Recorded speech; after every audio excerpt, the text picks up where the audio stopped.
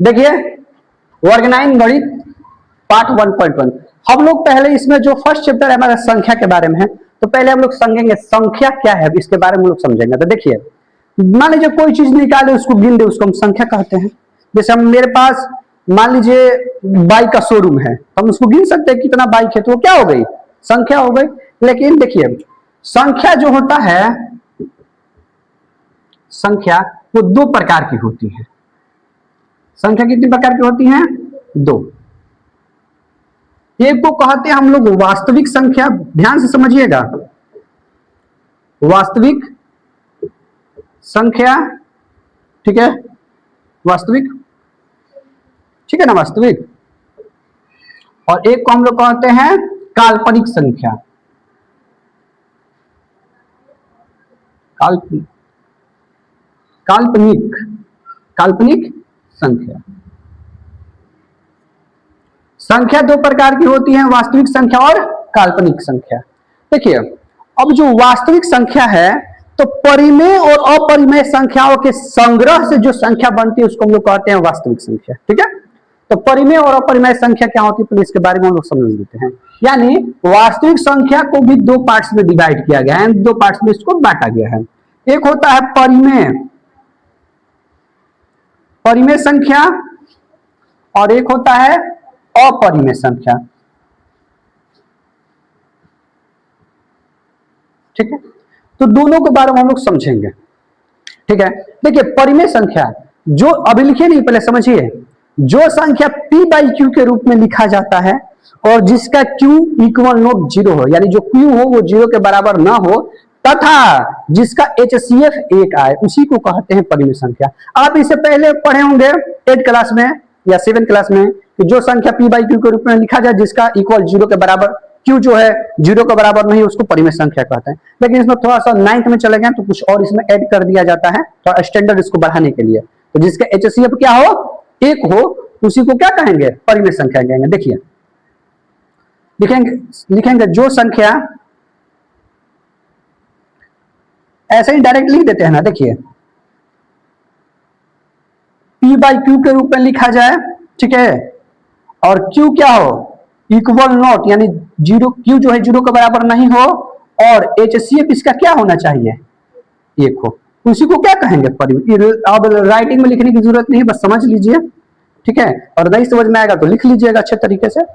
परिमेय संख्या जो p बाई क्यू के रूप में लिखा जाए, जो q इक्वल नॉट जीरो हो, यानी जो q हो, q किसको कहते हैं, नीचे वाले को। q किसको कहते हैं, नीचे वालों को, यानी कि हर को, डिनोमिनेटर को। तो q जो है जीरो के बराबर नहीं होना चाहिए, यानी जीरो से ऊपर होगा, जब जीरो के बराबर नहीं होगा तो, ठीक है। और HCF क्या होगा, 1 होगा। और अपरिमेय संख्या किसको कहते हैं, तो जो संख्या p बाई क्यू के रूप में नहीं लिखा जाए और जो रूट में लिखा जाए, क्या लिखा जाए, रूट में लिखा जाए, उसी को कहते हैं अपरिमेय संख्या। इतना समझ में आया, इसमें किसी को दिक्कत। अब देखिए जैसे थोड़ा सा हम लोग चल लेते हैं इसमें, वो तो लिख दिया, जैसे समझिए। जैसे p बाई क्यू के रूप में लिखा जाए, जैसे कि 3/5 परिमेय संख्या है। दो भी परिमेय संख्या, क्यों, क्योंकि दो हर एक संख्या के नीचे एक छिपा रहता है, तो दो के नीचे क्या छिपा है, 1, तो 1 लगा देंगे तो क्या हो जाएगा, परिमेय संख्या हो जाएगा, ठीक है। यहां देखिए परिमेय संख्या है,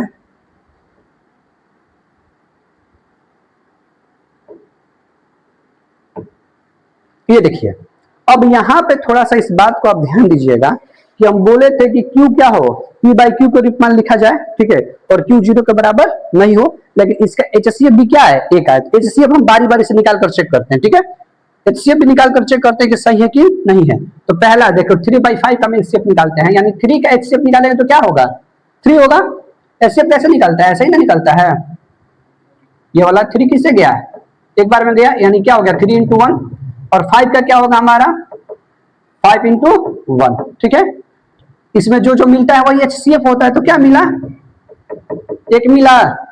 HCF ऐसा नहीं आएगा, एक ये HCF होता है और एक भाग विधि से होता है, इसको हम गुणनखंड विधि से HCF कहते हैं, और एक हम लोग ऐसा निकालते हैं जिसको हम लोग कहते हैं भाग विधि से HCF, ठीक है। 5 जो नीचे रहता है इधर रहता है, ऐसे निकालेंगे, ठीक है। तो दो प्रकार के ऐसे निकालेंगे, एक बार में 3, 2 बच गया, ये हो गया 3 एक बार में, तो ये 2 बचेगा, फिर ये जाएगा, ठीक है। तो ये भाग विधि वाला होता है। HCF क्या आया? 1 आया। इसका HCF भी क्या आएगा? 1 आएगा। इसका HCF जब निकालेंगे 3/6 का, तो इसका भी निकाल कर चेक कर लेते हैं। देखो 3 और 6 का HCF, तो 3 को अगर हम निकालते हैं तो 3 एकम 3, तो क्या आया? 3 × 1 आया, 3 × 1। उसके बाद 6 का निकालते हैं तो 6 जाएगा 2 से 3 से, फिर ये 3 से एक बार में, यानी क्या आया? 2 × 3 × 1 आया। अब तो हम आपको बोले थे कि जो जो मिलता है वो HCF होता है। यहाँ पे आ गया HCF आपका क्या? 3 आ गया। तो आप कहिएगा, आप तो लिखवाए थे कि HCF जो है 1 होना चाहिए, और यहाँ पे HCF क्या आ गया? 3 आ गया। तो हम ये इसको जानबूझ कर दिए हैं ताकि आपको कहीं कंफ्यूजन नहीं हो। देखो जब भी कटने वाला होगा तो पहले उसको आप कटाइएगा, तो इसको कटाइए, 3 एकम 3, 3 दूनी 6। अब इसका HCF निकालिएगा तो 1 आएगा, ठीक है। तो जो कटने वाला है उसको पहले कटा दीजिएगा।